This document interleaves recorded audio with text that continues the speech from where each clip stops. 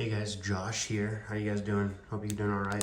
This is the reference I'm gonna be using today. If you guys could take a quick look at that. It's on my iPad right there. I'm gonna do this charcoal drawing and this charcoal sketch from beginning to end. I've got an 11 by 14 drawing piece of paper here, Strathmore 400 series, something like that. Let's begin. I have this compressed charcoal here.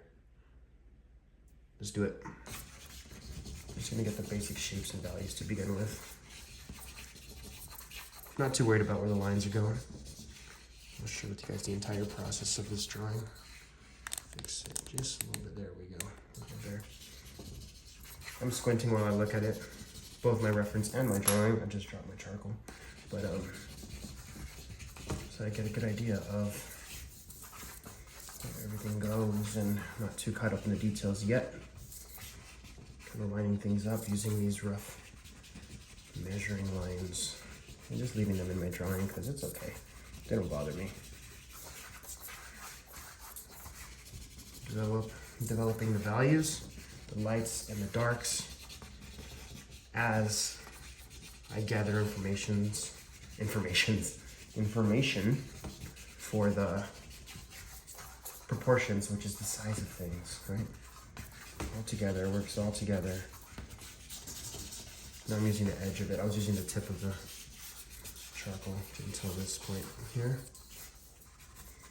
Got a lot of charcoal down here, which is good. It's very good because I'm gonna take this charcoal from the shadow areas and with my, should I use my hand or a blending stump? I'll probably use my hand. It's okay, I'll use my hand. Some art teachers might tell you not to use your hands. I think you can do whatever you want, but do keep in mind, there are oils in your hands that can damage the paper or make it yellow over time or something like that. I don't know. Also, it's less accurate of blending when you use your fingers. The blending some get nice and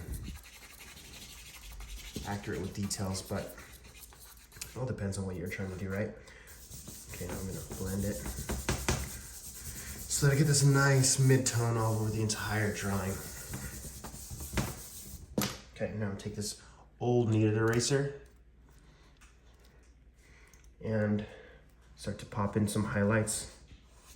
Don't go too crazy with them. You want to still see some tone underneath the highlighted areas because it'll give the drawing some unison. You don't want to go straight black and straight white. You want to keep things in the grays. That's where realism sits. Even though this is very expressive, you want to have a little bit of sense of form, right? Gives the drawing some life.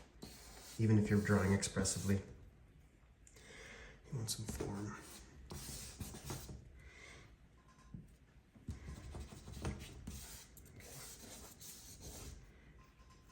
A little bit of a highlight here on the top of the lips there. And it looks like I'm missing some of the top of the eyelid here. I'm not going to really detail in these eyes because, I mean, they're in the shadows, you know? The mind will automatically fill that part in if you do it properly. Like if you give it enough information that it kind of looks like something should be there. I like to have the viewer's mind to be able to play a part in the piece, in the artwork, right? It's a little boring if everything is finished and flat, in my opinion. Like you can spend a ton of time drawing something that's really realistic. That's really cool for skill, but it leaves no room for imagination. It leaves no room for the viewer to thoroughly enjoy the piece, right? You want to let their mind work too. Give them some information, but not all of it.